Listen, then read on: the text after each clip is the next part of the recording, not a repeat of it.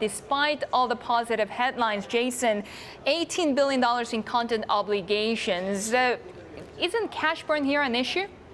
Apparently not, because the debt market seems to continue to fund it. So as long as there's access to capital, it's not a concern. But to your point, they raised prices in the U.S. $1.17 a year and basically beat margins. And basically said voluntary churn, meaning non-credit card related, was pretty much at lows.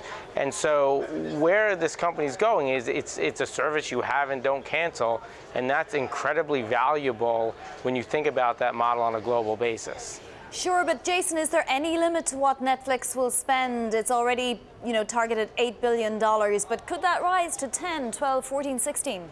As long as they keep adding subscribers, content costs will go up. The question will be, within a given geography, do content costs flatten out and increase with inflation? So once you get to a certain point, there won't be the need to add more content. I'll throw some numbers out, okay? Facebook has 2.2 billion monthly active users. That over time, once technology allows, should be the addressable universe for Netflix. There's 660 million global broadband households. That number is probably going to 900 million households over the next 10 years. And then the question is, when does mobile technology become effective enough that you don't need to have a wired connection to use the service?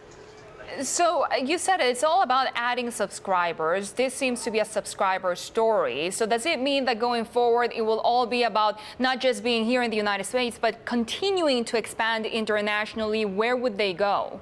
That's right. I mean, they are global.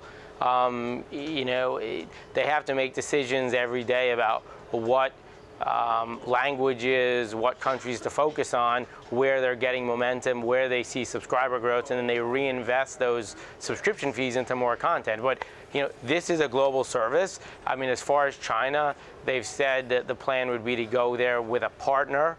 When we look at the model, we don't give them credit for China outside of Hong Kong, but this is a global business.